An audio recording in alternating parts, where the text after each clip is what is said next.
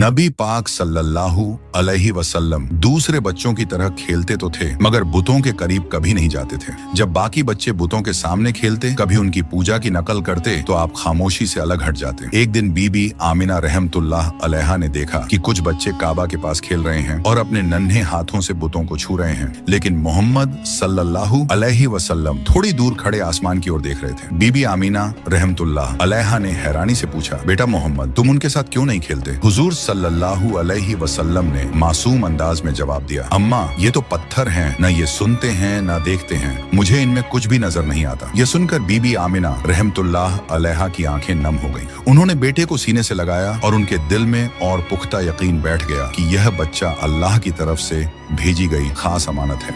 जब नबी पाक सल्लल्लाहु अलैहि वसल्लम 6 साल के हुए तो बीबी आमिना रहमतुल्लाह अलैहा ने फैसला किया कि वह बेटे को लेकर मदीना जाए। वहां उनके रिश्तेदार रहते थे और वह चाहती थीं कि हजरत मोहम्मद सल्लल्लाहु अलैहि वसल्लम अपने वालिद की कब्र की जियारत भी कर लें, जो मदीना में ही थी। सफर आसान नहीं था, रेगिस्तान की तपती हवा, ऊंटों की सवारी और लंबी दूरी, मगर मोहम्मद सल्लल्लाहु अलैहि वसल्लम की आंखों में अजीब सा सब्र और हौसला झलक रहा था। वे मदीना में तकरीबन 1 महीने ठहरे। रिश्तेदारों से मुलाकात हुई। जब कब्र अब्दुल्लाह पर पहुंचे तो बीबी आमिना रहमतुल्लाह अलैहा ने कहा, बेटा, यही तुम्हारे वालिद की कब्र है, वह तुमसे बहुत मोहब्बत करते हैं। हुजूर सल्लल्लाहु अलैहि वसल्लम खामोशी से कब्र के पास खड़े रहे। मासूम आंखों से आंसू बहते रहे मगर जुबान से कोई लफ्ज न निकला। मदीना से वापसी पर काफिला अब्वा नाम की जगह पहुंचा। वहीं अचानक बीबी आमिना रहमतुल्लाह अलैहा बीमार पड़ गईं। बीमारी इतनी बढ़ गई कि चलना फिरना भी मुश्किल हो गया। उन्होंने अपने बेटे को सीने से लगाकर कांपती आवाज में कहा, बेटा मोहम्मद, शायद अब मैं तुम्हारे साथ न रह सकूं, मगर याद रखना, तुम कभी अकेले नहीं होगे। अल्लाह तुम्हारे साथ है। तुम्हें वो जिम्मेदारी मिलेगी जो दुनिया में किसी और को नहीं मिली।